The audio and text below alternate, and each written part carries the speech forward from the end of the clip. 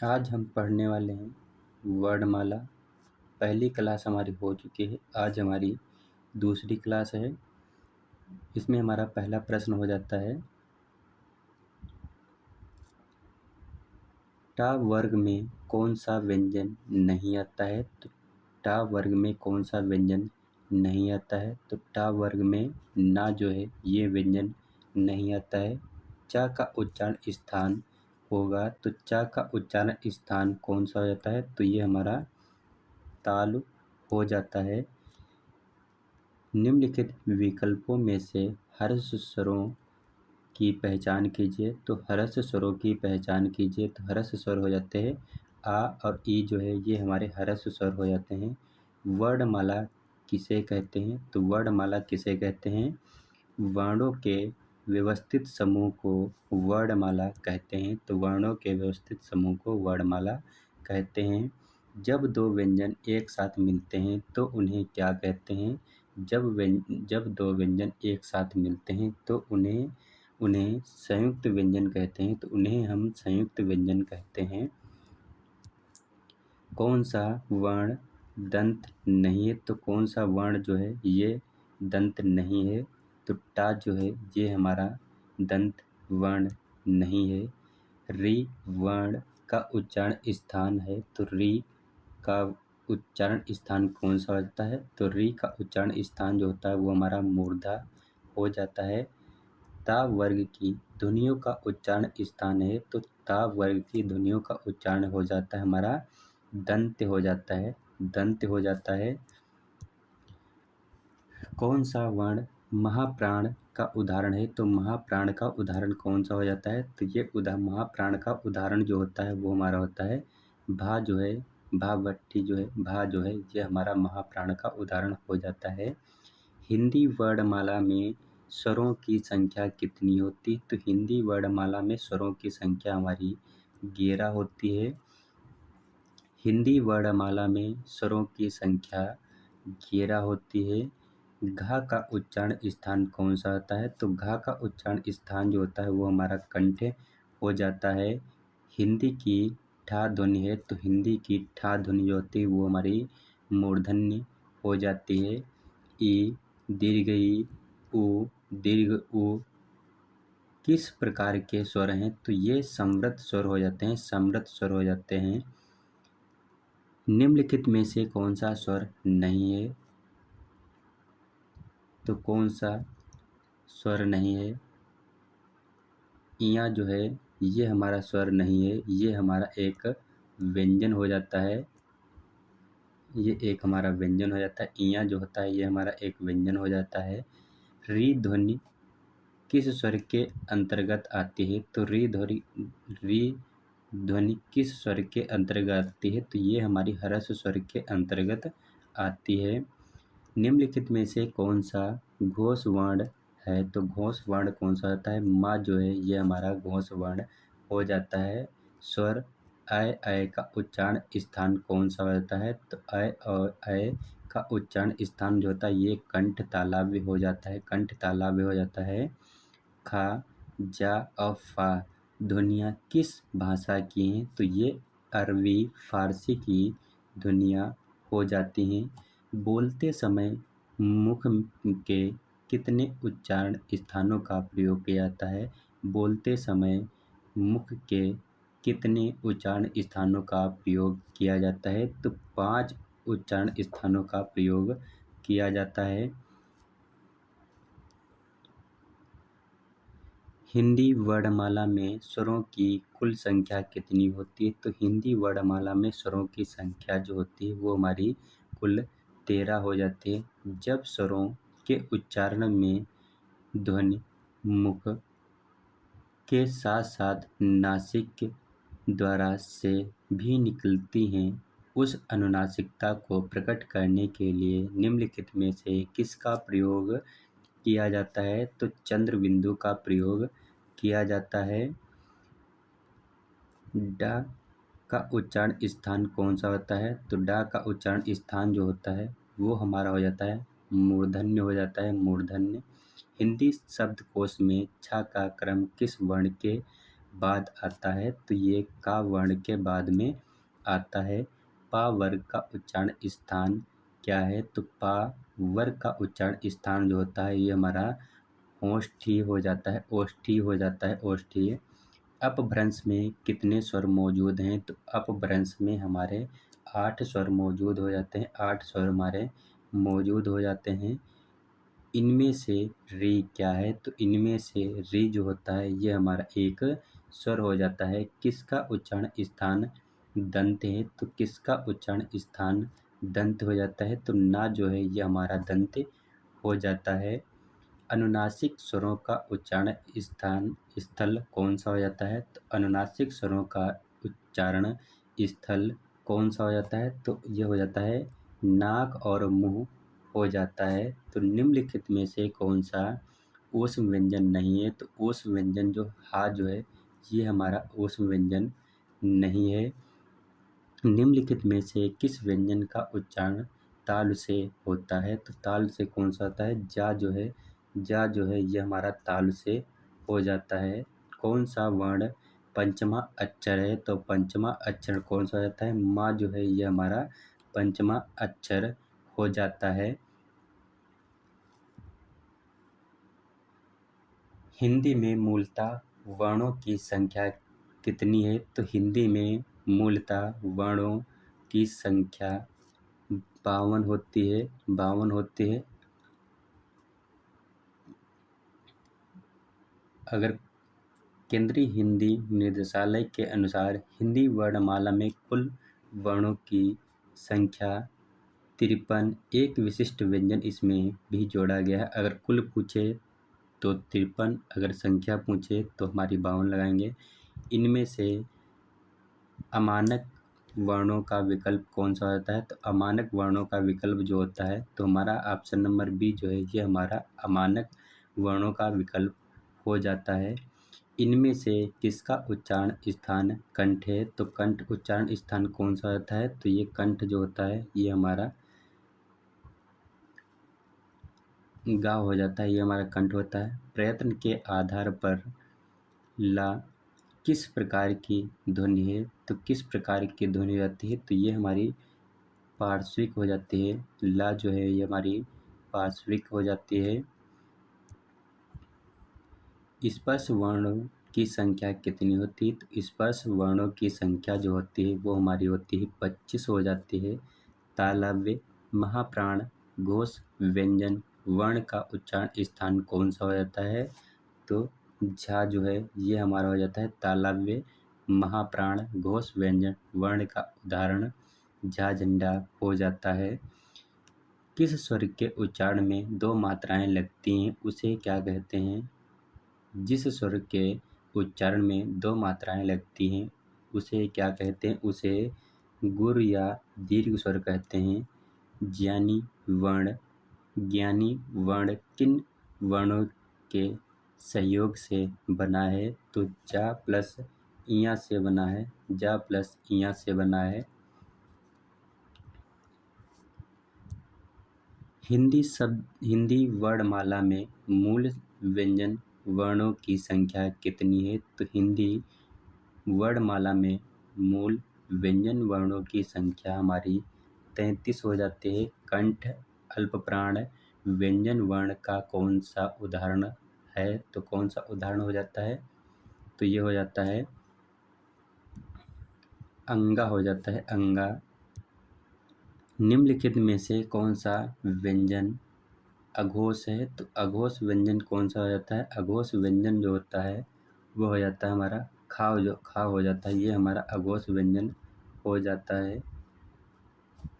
कंठ महाप्राण घोष व्यंजन वर्ण का उदाहरण कौन सा हो जाता है? तो घा हो जाता है, घा घड़ी हो जाता है। घा गा अड़ा ठा और ता इनमें कितने अघोष व्यंजन हैं? तो इनमें कितने अघोष व्यंजन हो जाते हैं? तो ये हमारे दो हो जाते हैं।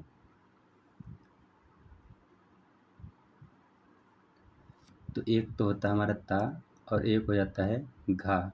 ये हमारे अघोष वर्ण हो जाता है। अघोष होता है पहला और दूसरा।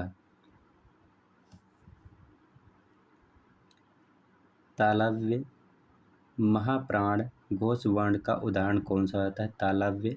महाप्राण घोष वर्ण का उदाहरण कौन सा होता है? तो झा जो है ये हमारा हो जाता है, झा झंडा हो जाता है। मूर्धन्य अल्प प्राण अघोष वर्ण का उदाहरण कौन सा हो जाता है? अघोष वर्ण का उदाहरण जो होता है वो हमारा हो जाता है टा हो जाता है। टा हमारा राइट आंसर हो जाता है। इनमें से कौन सा व्यंजन ऊष्म है? इनमें से कौन सा व्यंजन ऊष्म है? तो ऊष्म जो व्यंजन हो जाता है वो हमारा सा जो होता है, सा सा सा हा जो है ये हमारे ऊष्म व्यंजन होते हैं। ऊष्म व्यंजनों की कुल संख्या हमारी 4 हो जाती है। ओष्ठ महाप्राण घोष व्यंजन वर्ण का उदाहरण कौन सा हो जाता है? तो कौन सा हो जाता है? तो भा हो जाता है। मूर्धन्य अल्प प्राण घोष व्यंजन वर्ण का उदाहरण कौन सा होता है? तो अंगा हो जाता है, अंगा। हिंदी में अल्पप्राण वर्णों की संख्या कितनी होती है? हिंदी में अल्पप्राण वर्णों की संख्या हमारी 31 हो जाती है, 31। इनमें से कौन सा वर्ण अघोष है? तो अघोष वर्ण कौन सा आता है? चा जो है ये हमारा अघोष वर्ण हो जाता है। कंठ महाप्राण घोष व्यंजन वर्ण का उदाहरण कौन सा हो जाता है? तो ये हो जाता है हमारा हा जो है ये हमारा हो जाता है तालव्य। महाप्राण अघोष व्यंजन वर्ण का उदाहरण कौन सा हो जाता है? तो छा हो जाता है, छा छा छाता हो जाता है। मूर्धन्य महाप्राण अघोष व्यंजन वर्ण का उदाहरण कौन सा हो जाता है? तो ठा हो जाता है, ठा। कंठोष्ठ दीर्घ स्वर वर्ण का उदाहरण कौन सा हो जाता है? तो कंठोष्ठ दीर्घ स्वर वर्ण का उदाहरण अ हो जाता है, अ हो जाता है। कंठ तालव्य दीर्घ स्वर वर्ण का उदाहरण कौन सा होता है? तो दीर्घ स्वर का उदाहरण कौन सा होता है? तो हमारा अय जो है ये हमारा उदाहरण हो जाता है। इनमें से समृद्ध स्वर कौन सा होता है? इनमें से समृद्ध स्वर हो जाता है बड़ी ई हो जाती है। समृद्ध स्वर जो है ये हमारी बड़ी ई हो जाते हैं। झा झंडा झा व्यंजन उच्चारण स्थान प्राण और घोष के अनुसार किस प्रकार वर्ण है? तो किस प्रकार वर्ण हो जाते हैं? तो ये हो जाते हैं तालव्य महाप्राण और घोष हो जाते हैं। तालव्य महाप्राण और घोष हो जाते हैं। संयुक्त व्यंजन का उदाहरण कौन सा होता है? तो संयुक्त व्यंजन का उदाहरण हो जाता है ज्ञा ज्ञानी होता है, जिया ज्ञानी हो जाता है। ओष्ठ महाप्राण अघोष व्यंजन वर्ण का उदाहरण कौन सा हो जाता है? तो ओष्ठ महाप्राण अघोष व्यंजन वर्ण का उदाहरण कौन सा है? तो कौन सा हो जाता है? तो फा हो जाता है, फा हो जाता है, फा। मूर्धन्य अल्प प्राण व्यंजन कौन सा हो जाता है? तो अंगा हो जाता है, अंगा। इनमें से कौन सा वर्ण अघोष महाप्राण है? तो अघोष महाप्राण कौन सा होता है? तो ये हो जाता है खा जो है ये हमारा महाप्राण हो जाता है। का वर्ग में घोष व्यंजन वर्ण कितने हैं? तो का वर्ग में घोष व्यंजन वर्ण कितने हैं? तो वो हो जाते हैं हमारे 3 हो जाते हैं। सभी स्वर होते हैं, सभी स्वर जो होते हैं वो हमारे अल्प प्राण होते हैं। सभी स्वर जो है वो हमारे अल्प प्राण हो जाते हैं। निम्नलिखित में से ओष्ठ ध्वनि नहीं है। तो ओष्ठ ध्वनि कौन सी नहीं है? तो ओष्ठ ध्वनि नहीं है धा धा जो है धा धनुष जो है ये हमारी ओष्ठ ध्वनि नहीं है। निम्नलिखित में से कौन सा वर्ण घोष महाप्राण है? तो घोष महाप्राण कौन सा होता है? हा जो है ये हमारा घोष और महाप्राण हो जाता है। निम्नलिखित में से असत्य कथन कौन की पहचान कीजिए? तो असत्य कथन की पहचान के सभी विसर्ग सघोष हैं। तो सभी विसर्ग सघोष नहीं है, तो यही हमारा सही हो जाता है। अगला प्रश्न है निम्नलिखित व्यंजनों में नासिक के व्यंजन है। तो नासिक के व्यंजन कौन सा होता है? नासिक के व्यंजन जो होता है वो हमारा ना हो जाता है। ना जो है हमारा नासिक के व्यंजन हो जाता है। निम्नलिखित में से कौन सा उत्तर सही है? अनुसार पूर्ण अनुनासिक ध्वनि है, सही। वर्ग का पंचमा अक्षर अनुनासिक होता है, सही। अनुनासिक के उच्चारण के दौरान नाक से बहुत कम सांस निकलती है और मुख से अधिक, तो ये भी सही। तो ए और 2 और तीनों हमारे सही हो जाते हैं। स्वर रहित व्यंजन जब स्वर सहित व्यंजन से मिलता है तब क्या कहलाता है? तब कहलाता है संयुक्ताक्षर कहलाता है। तब संयुक्ताक्षर कहलाता है। कौन सा व्यंजन नासिका द्वारा उच्चारित होता है? तो कौन सा व्यंजन नासिका द्वारा उच्चारित होता है? तो ड़ा जो है तो ये हमारा नासिक द्वारा उच्चारित होता है। या रालावा किस प्रकार के व्यंजन है? तो या रालावा किस प्रकार के व्यंजन हो जाते हैं? तो ये हमारे अंतस्थ के व्यंजन हो जाते हैं। अंतस्थ हमारा इसमें राइट आंसर होता है। निम्न में से सही विकल्प का चयन करें। जो वर्ण स्वर की सहायता से बोले जाते हैं उन्हें क्या कहा जाता है? उन्हें हम व्यंजन कहते हैं। निम्न में से उस विकल्प का चयन करें जो बताता है कि व्यंजन को स्वर रहित दिखने के लिए किस चिन्ह का प्रयोग किया जाता है? तो किस चिन्ह का प्रयोग होता है? हलंत चिन्ह का प्रयोग किया जाता है। ह्रस्व और दीर्घ इनमें से किसके प्रकार हैं? तो ये हमारे स्वर के प्रकार हो जाते हैं। ह्रस्व और दीर्घ इनमें से किसके प्रकार हैं? तो ये ह्रस्व और दीर्घ स्वर के प्रकार हो जाते हैं। इनमें से कौन सा ओस व्यंजन है? तो ओस व्यंजन कौन सा होता है? ओस व्यंजन जो होता है वो हमारा सा हो जाता है।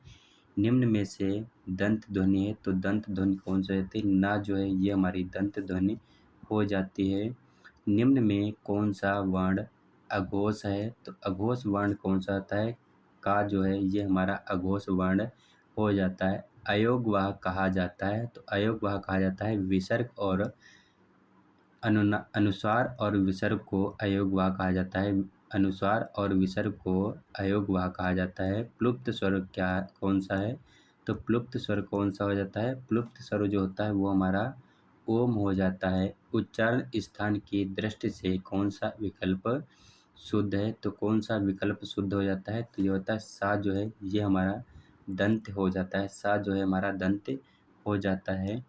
संगम शब्द में किस तरह की अशुद्धियाँ हैं? तो किस तरह की अशुद्धियाँ होती? तो इसमें अनुनासिक की अशुद्धियाँ हो जाती है। संगम में अनुनासिक शब्द की अशुद्धियाँ हो जाती हैं।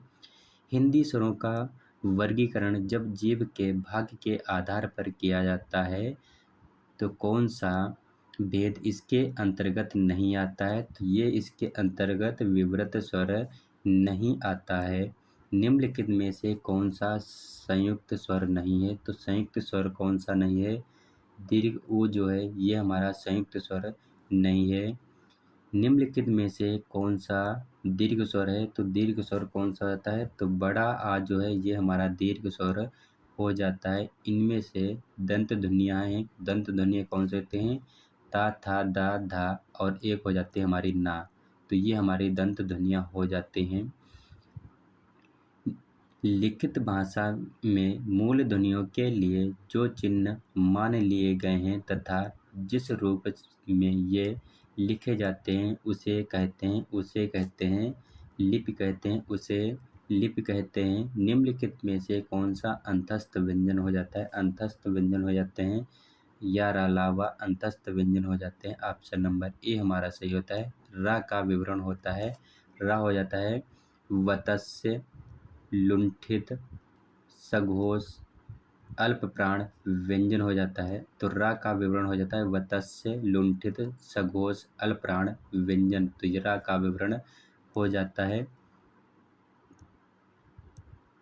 दांत और जीभ के स्पर्श से बोले जाने वाले वर्ण को क्या कहते हैं? दांत और जीभ के स्पर्श से बोले जाने वाले को दंत कहते हैं। तो दंत कहते हैं। अंतस्थ और उस वर्ण कितने होते हैं? तो अंतस्थ और उस वर्ण हमारे 8 हो जाते हैं। 8 होते हैं। 4 हमारे अंतस्थ और 4 हमारे उसमें हो जाते हैं। ई, दीर्घ, चा, छा, जा, झा, इया आदि का उच्चारण किससे होता है? तो किससे होता है? तो आदि उच्चारण स्थान होता है हमारा तालव्य से होता है। दृढ़ का वर्ण विच्छेद हो जाता है। तो दृढ़ का वर्ण विच्छेद जो होता है दारी। तो ये ऑप्शन जो है वो हमारा सही हो जाता है। काकल्य वर्ण कौन सा होता है? तो काकल्य वर्ण जो होता है वो हमारा हा जो है ये हमारा काकल्य वर्ण हो जाता है। मात्रा के आधार पर स्वर कितने प्रकार के होते हैं? तो मात्रा के आधार पर स्वर हमारे 3 प्रकार के होते हैं। मात्रा के आधार पर स्वर हमारे 3 प्रकार के होते हैं। निम्न में ओष्ठ वर्ण कौन सा होता है? ओष्ठ वर्ण जो होता है वो हमारा ओ जो है ये ओष्ठ वर्ण हो जाता है। कौन सा दीर्घ स्वर नहीं है? तो कौन सा दीर्घ स्वर नहीं है? तो दीर्घ स्वर जो होता है छोटा आ जो है ये हमारा दीर्घ स्वर नहीं है। चा और छा वर्ण का उच्चारण स्थान कौन सा होता है? तो चा और छा वर्ण का उच्चारण स्थान हमारा ताल हो जाता है। ताल हो जाता है, तालव्य हो जाता है। का जा फा का जा गा फा ध्वनियाँ किसकी हैं? तो किसकी हैं? तो ये हमारे अरबी फारसी की ध्वनियाँ हो जाती हैं।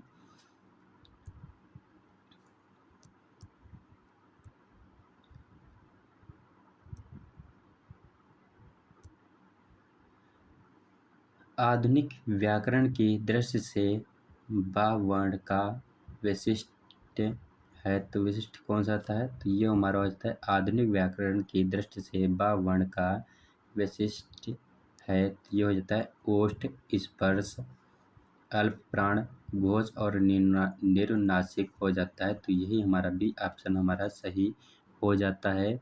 स्वर ध्वनियाँ के प्रकार हैं। तो स्वर ध्वनि के प्रकार हैं। तो ये हो जाते हैं उपरोक्त सभी दीर्घ, प्लुप्त और ह्रस्व ये हमारे स्वर ध्वनि के प्रकार हो जाते हैं। इनमें से कौन सा वर्ण स्वर है? तो इनमें से कौन सा वर्ण स्वर हो जाता है? तो वो हो जाता है हमारा दीर्घ अ जो है ये हमारा स्वर हो जाता है। निम्नलिखित में से कौन सा वर्ण टा वर्ग का नहीं है? तो टा वर्ग का कौन सा नहीं है? तो ये जो होता है घा जो है ये हमारा का वर्ग का हो जाता है। निम्नलिखित शब्द में किस शब्द में द्वितीय व्यंजन हो जाता है? द्वितीय व्यंजन जो होता है वो हमारा दिल्ली में जो है ये हमारा द्वितीय व्यंजन हो जाता है। निम्नलिखित में से कौन सा वर्ण अंतस्थ नहीं है? तो अंतस्थ कौन सा नहीं? हा जो है ये हमारा अंतस्थ व्यंजन नहीं है। हिंदी शब्दकोश के अनुसार संतान, सकल, संचल, सक्षम शब्दों का सही क्रम क्या है? तो सही क्रम जो होता है वो हमारा हो जाता है संतान, सकल, सक्षम, सचल। तो यही हमारा सही क्रम हो जाता है। अनुनासिक का संबंध होता है। तो अनुनासिक का संबंध जो होता है वो हमारा होता है नाक और मुख से हो जाता है। अनुनासिक का संबंध नाक और मुंह से हो जाता है। फा का उच्चारण स्थान हो जाता है। तो फा का उच्चारण स्थान जो होता है वो हमारा ओष्ठ हो जाता है। फा का उच्चारण स्थान हमारा ओष्ठ हो जाता है। मिलते हैं नेक्स्ट वीडियो में, तब तक ले जय हिंद, जय भारत।